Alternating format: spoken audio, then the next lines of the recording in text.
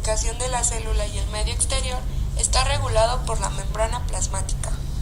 Hay dos medios básicos para el movimiento de sustancias a través de una membrana, en forma pasiva por difusión o en forma activa mediante un proceso de transporte con gasto energético. Ambos tipos de movimiento permiten el flujo neto de un ion o compuesto particular. El término flujo neto indica que el movimiento en el interior de la célula, la entrada y el exterior, no está equilibrado, sino que uno excede al otro. La energética del movimiento de solutos. La difusión es un proceso espontáneo en el que una sustancia se mueve de una región de alta concentración a uno de baja concentración. Esto al final elimina la diferencia entre concentraciones de las dos regiones. La difusión depende del movimiento térmico aleatorio de los solutos y es un proceso exergónico, es decir, que libera energía, impulsado por un aumento de la entropía, que es la parte de la energía o en un sistema que no puede utilizarse. El cambio de energía libre que ocurre cuando un soluto sin carga, o sea, un no electrolito, se difunde a través de la membrana, depende de la magnitud del gradiente de concentración a cada lado de la membrana. Movimiento de un no electrolito dentro de la célula. Está dado por la ecuación delta G es igual a RT logaritmo natural de CI entre CO, donde delta G es el cambio de energía libre, R es la constante de gas, T es la temperatura absoluta del soluto, CI entre CO es la proporción entre concentración de soluto interna y externa de la membrana. Si esta proporción es menor a 1, delta G es negativo y por ende la entrada neta del soluto está favorecida termodinámicamente. Movimiento de un electrolito dentro de la célula. Un electrolito es un soluto con carga y aquí se considera la diferencia cargal entre los dos compartimientos. El paso de un electrolito de un compartimiento al otro con carga neta del mismo signo es un cambio no favorecido, ya que cargas iguales se repelen. Si las cargas son contrarias, el cambio sí está favorecido termodinámicamente. A mayor diferencia entre las cargas, mayor es la diferencia de energía libre. La tendencia de un electrolito para difundirse depende de dos gradientes, uno químico, determinado por el cambio de energía libre, que es una diferencia entre concentraciones interna y externa, y uno eléctrico, determinado por diferencia en las cargas. Estos juntos forman un gradiente electroquímico, el cual está dado por la ecuación delta G es igual a RT logaritmo natural de CI entre CO más ZF delta EM, donde Z es carga del soluto, F es la constante de Faraday, que es equivalente a 23.06 kilocalorías entre volumen más el equivalente, que es la cantidad del electrolito, y delta EM es la diferencia en el potencial entre los compartimientos. Condiciones para que un no electrolito se difunda de manera pasiva. La sustancia debe estar presente en mayor concentración en un lado de la membrana que en el otro. La membrana debe ser permeable a la célula. Una membrana puede ser permeable a determinados solutos si A. El soluto puede pasar de forma directa por la bicapa de lípidos, o B. El soluto puede atravesar un poro acuoso que cruza la membrana e impide que el soluto entre en contacto con las moléculas lipídicas de la bicapa. La descripción de difusión nos lleva a considerar la polaridad del soluto. Una medida de esta es su coeficiente de partición, que es la proporción entre su solubilidad en un solvente no polar, como el aceite vegetal, y la solubilidad en agua, en condiciones en que ambos se mezclen. Mientras mayor sea la solubilidad en lípidos, es más rápida la penetración. Otro factor para la determinación de la velocidad de penetración es el tamaño del compuesto que atravesará la membrana. Las membranas son muy permeables a moléculas inorgánicas pequeñas como O2, CO2, NO y H2O, a diferencia de moléculas polares grandes como los aminoácidos, azúcares e intermediarios fosforilados, que poseen poca penetrabilidad hacia la membrana. Difusión de H2O a través de la membrana.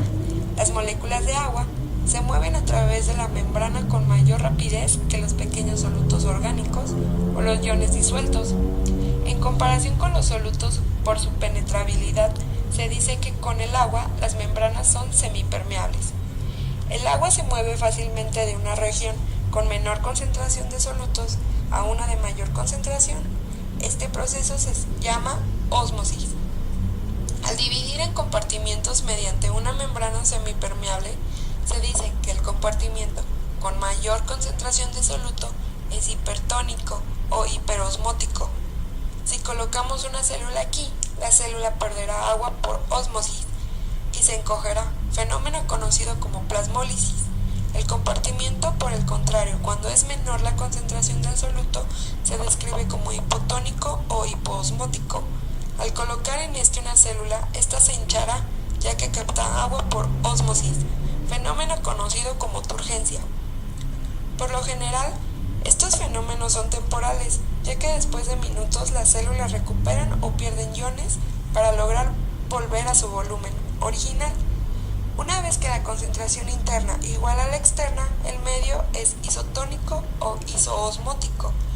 La ósmosis es importante en muchas funciones corporales, por ejemplo, el tubo digestivo, que secreta varios litros de jugo al día, y las células que recubren al intestino lo reabsorben por ósmosis. De no ser así, como ocurre cuando existe una diarrea extrema, la persona podría deshidratarse rápidamente. Difusión de iones. La bicapa de la membrana es impermeable a sustancias con carga eléctrica, incluidos iones importantes como el calcio, el sodio, el cloro y el potasio. A pesar de ello, la conductancia de estos iones tiene funciones esenciales. Por ejemplo, la propagación de impulsos nerviosos. En 1955, Alan Hodgkin y Richard Keynes propusieron por primera vez la existencia de canales iónicos, es decir, aberturas en la membrana permeables a iones específicos. Los comprobadores fueron Bert Sakmann y Erwin Neuer en 1970 proponiendo su idea y en 1980 experimentando con ella. Ahora ya se sabe que cada canal está formado por proteínas integrales de membrana que rodean un poro acuoso central, que hay una gran variedad, que los canales son selectivos y solo permiten paso de iones específicos. La difusión de iones siempre es de un lado de mayor energía a uno de menor energía. La mayoría de los canales iónicos puede encontrarse en su conformación abierta o cerrada. Se dice que estos canales están controlados por una especie de compuerta. La apertura y cierre están sujetos a la regulación fisiológica compleja y pueden inducirse con diversos factores según el canal. Canales abiertos por voltaje. Su conformación depende de la diferencia de la carga iónica o los lados de la membrana. Canales abiertos por ligando. Su conformación depende de la unión con una molécula específica, es decir, su ligando. Canales controlados mecánicamente. Su estado conformacional depende de fuerzas mecánicas. Difusión facilitada. No siempre la difusión de una sustancia ocurre por la bicapa o por un canal. En muchos casos la sustancia se une primero a una proteína que cruza la membrana, la cual es llamada transportador facilitador, el cual promueve la difusión. Este proceso se conoce como difusión facilitada. Los transportadores son específicos para las moléculas que transportan y su actividad puede regularse, es decir, miden entrada y salida de solutos polares, como los azúcares. Por ejemplo, la glucosa en los mamíferos, cuyo transportador principal sería la insulina. Transporte activo. Es el transporte en contra de un gradiente. Depende de proteínas integrales que se unen selectivamente a un soluto y lo mueve a través de la membrana. Sin embargo, en este se requiere el ingreso de energía. El movimiento endergónico de iones u otros solutos a través de la membrana contra un gradiente de concentración se une a un proceso exergónico. Las proteínas transportadoras a menudo se conocen como bombas, por ejemplo, la bomba sodio-potasio.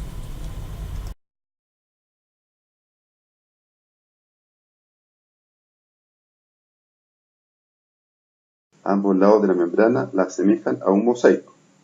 La membrana plasmática es la guardiana de la célula, permitiendo que ciertas sustancias entren y salgan de la célula en cierto tiempo y en ciertas cantidades. La difusión es un proceso en el cual las sustancias se mueven a través de la membrana de un área de mayor concentración a un área de menor concentración o entre áreas de cargas eléctricas opuestas. Esto es llamado gradiente electroquímico. Pequeñas partículas sin carga, principalmente gases como el oxígeno y el dióxido de carbono, pueden difundir a través de la membrana plasmática, moviéndose entre los fosfolípidos en la bicapa. Sin embargo, la célula necesita controlar lo que entra y sale, y así las proteínas transportadoras ayudan en el movimiento selectivo de otras moléculas a través de la membrana sin requerir energía. A través de la difusión facilitada pasan las moléculas grandes, las polares y los iones cargados por medio de proteínas de canal que están empotradas en la bicapa. El transporte de otras sustancias requiere un transportador especial que se unirá a la sustancia a un lado de la membrana, lo cual provoca un cambio de forma de la proteína transportadora, causando la liberación de la sustancia en el otro lado. Cuando la sustancia movida por medio de la membrana es agua, el proceso se llama osmosis. El citoplasma de la célula, así como el fluido intersticial, está compuesto de disoluciones. El solvente, usualmente agua, se mueve a través de una membrana semipermeable hacia una concentración de soluto más alta, constituido por varias moléculas o iones hasta que se alcanza el equilibrio de las soluciones. La membrana plasmática contiene proteínas llamadas aquaporinas, las cuales son canales especiales para el movimiento del agua durante la osmosis. Una célula en un ambiente hipertónico tendrá movimiento de agua desde dentro de la célula hacia la mayor concentración de solutos y en la solución fuera de la célula. En una solución hipotónica, la concentración de solutos es más alta dentro de la célula que en el ambiente exterior, así que el agua se difundirá hacia adentro de la célula. Cuando las soluciones en cada lado de la membrana alcanzan el equilibrio, se les conoce como isotónicas. Cuando las sustancias necesitan ser conducidas en contra de su gradiente de concentración, o sea, de baja concentración a alta concentración, se requiere de transporte activo. Este proceso usa energía para mover una sustancia a través de la membrana usando proteínas transportadoras selectivas. La bomba sodio-potasio es una proteína transportadora especializada en la membrana, bastante común en la mayoría de las células animales, que mueven los iones de sodio y potasio a través de la membrana plasmática. El ATP hace funcionar la bomba en el movimiento de los iones desde baja a alta concentración, moviendo los iones de sodio fuera de la célula, en donde se concentran, y trayendo iones de potasio hacia dentro de la célula, en donde la concentración es mayor en comparación al exterior de esta. En otras circunstancias de transporte activo, el gradiente de concentración creado a partir de la acción de una bomba se puede utilizar para introducir energía a otras bombas diferentes, proceso conocido como transporte acoplado. El mayor gradiente de concentración de los iones de sodio es usado para atraer glucosa al interior de la célula en contra de su gradiente de concentración. La membrana plasmática, con la bicapa lipídica y varias proteínas integradas, proporciona una barrera entre el ambiente interior de la célula y el ambiente que la rodea. El funcionamiento y la estructura de la membrana plasmática, junto al proceso de mover materiales dentro y fuera de la célula, permiten las acciones metabólicas que las células necesitan para funcionar, así como para la continuación de la vida.